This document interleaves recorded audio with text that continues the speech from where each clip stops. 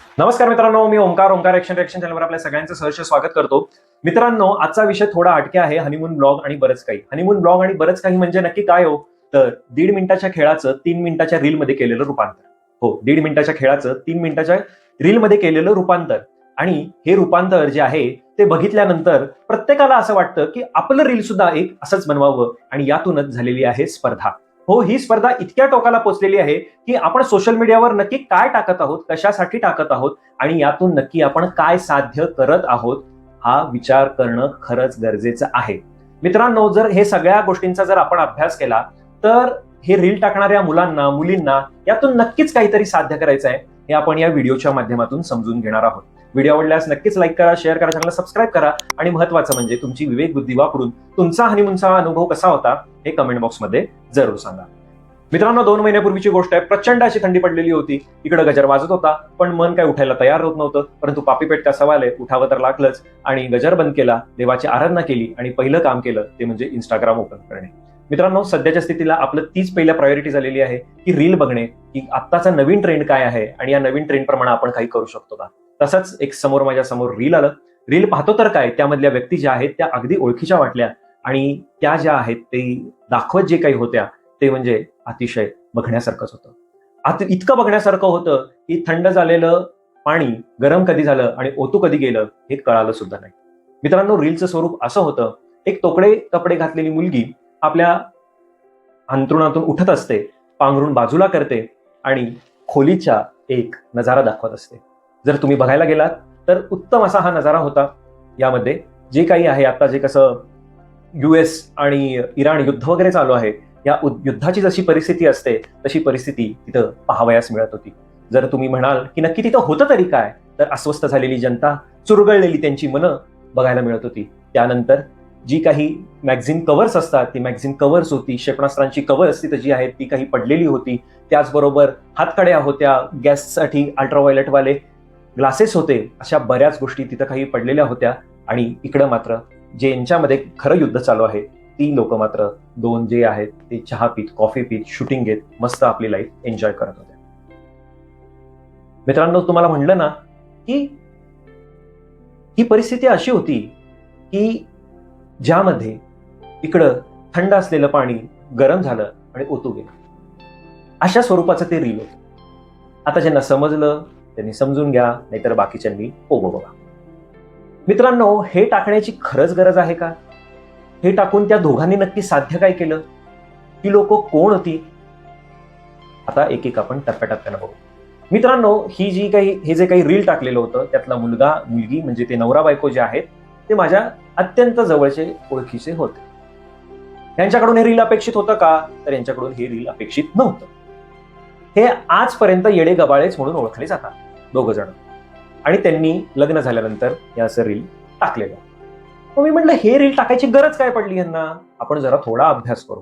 मग हा अभ्यास करता करता असं लक्षात आलं की बऱ्याच जणांनी अशा प्रकारच्या कृती ऑलरेडी केलेल्या आहेत. हा अभ्यास करायला माझे साधारण 2 महिने गेले आणि त्यानंतर जे काही निष्कर्ष आलेले आहेत ते मला तुम्हाला सांगावेसे वाटतं. मित्रांनो, अशा प्रकारची रील टाकणं म्हणजे सोशल व्हॅलिडेशन मिळवणं, समाजामध्ये आपण काहीतरी वेगळं करत आहोत हे दाखवणं, हे यासाठी ही रील टाकली जातात. आता यामध्ये नवऱ्याला दोषी धरायचं का बायकोला दोषी धरायचं का दोघांनाही दोषी धरायचं नाही, हे ज्याचं त्यानं ठरवावं. आणि हे दोषी ठरवण्या इतपत आहे का हे सुद्धा तुम्हीच ठरवायचं. मित्रांनो, आता आपण पहिल्यांदा मुलांच्या बाजूने बघूया. तर हा जो मुलगा होता पर्टिक्युलर, तो येडागावाळा होता. मग मी विचार केला की ह्या मुलानं आयुष्यात हाफ पॅन्टच्या पुढे कधी फोटो टाकला नाहीये सोशल मीडियावर, कधी आपली वरची बॉडी दाखवलेली नाहीये आणि हा डायरेक्टर रीलकडे या कसं वळाला, हे नक्की का केलं? तर तेव्हा असं कळालं की मी येडागावाळा आहे.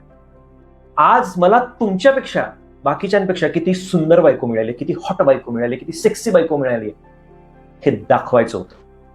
एक पुरुष अहंकार होता की मी करून दाखवले, मी माझ्या बायकोला कसं जगतोय हे दाखवायचं होतं.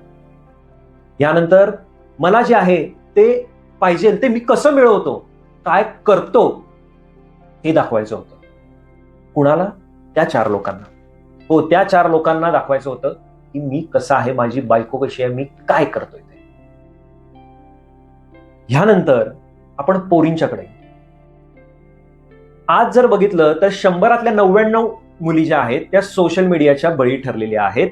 त्यांना सगळ्या ज्या काही गुडी गोष्टी असतात त्या हव्या असतात. त्यांना त्या कशाही हव्या असतात.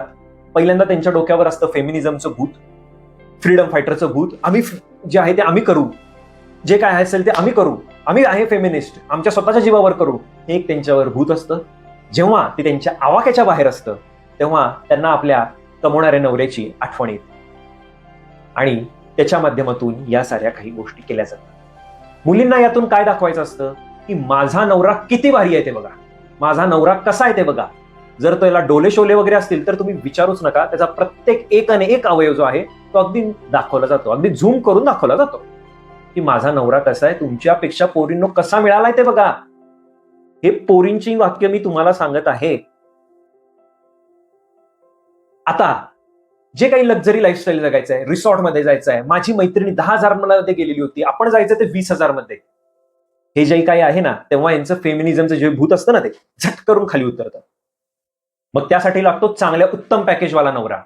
मग तो कसाही असू दे, परंतु त्याला पकडलं जातं, त्याच्याकडून या गोष्टी सगळ्या करवून घेतल्या जातात आणि आपलं जी लाईफस्टाईल आहे तीच दुसऱ्यांना दाखवण्याचा प्रयत्न केला जातो. यामध्ये होतं काय दोघांच्या मध्ये की जी व्यक्ती खरंच साधी असते, ज्या व्यक्तीला म्हणजे नवरा असू दे किंवा बायको असू दे, ज्यांना या सोशल व्हॅलिडेशनचं काहीही पडलेलं नाहीये, ते ह्या गोष्टींचे बळी ठरतात. त्यांना वाटतं हे आपण कशासाठी करतोय, का करतोय, परंतु आपला पार्टनर आहे त्यासाठी या बळजबरी गोष्टी कराव्या लागतात.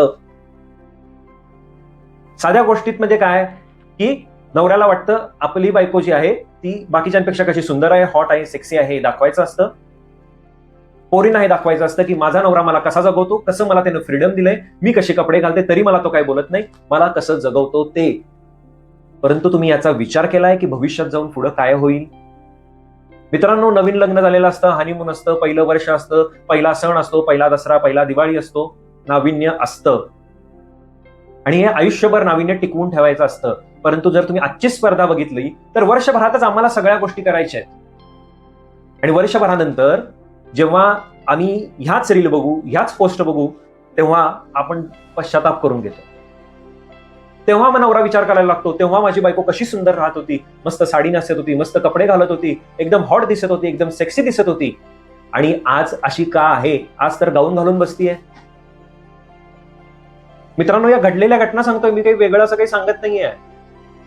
हेच बायको येते तेव्हा तीच म्हणती की माझा नवरा कसला भारी होता, पूर्वी जो काय आहे ते गजरा घेऊन यायचा, पिझ्झा मागवायचा, बर्गर मागवायचा, आज इकडं फिरायला जाऊ म्हणायचा, तिकडं फिरायला जाऊ म्हणायचा, परंतु आज काहीच करत नाहीये. वर्षभर सगळ्या गोष्टी दाखवल्या जातात. आज माझ्या नवऱ्यानं पिझ्झा आणला, आज माझ्या नवऱ्यानं आयफोन दिला, आज माझ्या नवऱ्यानं असं केलं, आज माझ्या बायकोनं पापलेट केलं, आज माझ्या बायकोनं मोदक केले, हे दाखवलं जातं. वर्षभरानंतरचं काय, तो तुम्ही विचार करतच नाही आहात. आणि मग वर्षभरानंतर अगदी छोट्या छोट्या गोष्टींमधनं भांडणं होतात. हे असंच का, ते तसंच का? पाश्चात्य संस्कृतीचं आपण इतकं उदात्तीकरण करत आहोत, तर त्यांच्यासारख्या बाकीच्या गोष्टी पण घ्या ना. आपण बाकीच्या गोष्टी घ्यायला काही तयार नाही, परंतु ह्या ज्या काही उडी ज्या गोष्टी वाटतात ना, त्या घ्यायला तयार होतो. हे सगळ्या नंतर वाद जेव्हा होतात तेव्हा तुमची पाश्चात्य संस्कृतीच्या लोकांची जशी टेंडन्सी आहे, रात गई बात गई, तसा तुम्ही विचार करता का? तर कोणीही तसा विचार करत नाही. तेव्हा पाहिजे अॅन्युमिनी, म्हणजे ते काय म्हणतात ते पोटगी, परत बाकीच्या 100 गोष्टी, मग केसेस, मग कोर्ट. अरे कशासाठी, का करताय हे? तुमचे जे काही वैयक्तिक खाजगी क्षण आहेत ते सोशल मीडियावर कशाला टाकताय? गरज काय पडली आहे? लोक मजा घेत आहेत, आणि जर लोक मजा घेत आहेत तर जसं तुम्हाला चांगलं वाटतंय, जशी तुमची चांगल्याची अपेक्षा आहे तशीच वाईटाची अपेक्षा सुद्धा ठेवा आणि त्याला सामोरं जा. आपल्याला ते नको आहे, फक्त गुडी गोष्टी हव्या. कितपट टाकताय तुम्ही, काय टाकताय, काय कॅप्शन देताय? हे जे रील जे आहे ना, ह्याच्यावर असं टाकलेलं होतं की ऑफिशियली टेकन @ तो नवरा, आणि हे जे काही मी थंबनेल बनवलेलं आहे ना, ते त्याच प्रकारचं थंबनेल आहे, ऑफिशियली टेकन. अरे म्हणजे अनऑफिशियली काय, किती, यावर काही बोलायचं आहे का नाही? तर तुम्हीच लोकांना सांगून टाकलं की ऑफिशियली टेकन आणि बरंच काही. मित्रांनो, यावर खरंच विचार करा. पालकांनी सुद्धा विचार करा की बाबा आपली पोरं काय टाकतायत, काय करतायत, जरा त्यांच्याशी बोला, चर्चा करा, त्यांना नक्की कशासाठी टाकायचं आहे हे पण बघा. सुधारायचं असेल तर सुधरा, किंवा सुधारायचं नसेल तर असंच वागा, परंतु जे काही चांगलं वाईट होईल भविष्यात त्याची पण तयारी ठेवा. व्हिडिओ आवडल्यास लाईक करा, शेअर करा, चॅनल सबस्क्राईब करा आणि महत्वाचं म्हणजे तुमची विवेक बुद्धी वापरून कमेंट बॉक्समध्ये तुमचं मत कमेंट जरूर मांडा. तोपर्यंत धन्यवाद.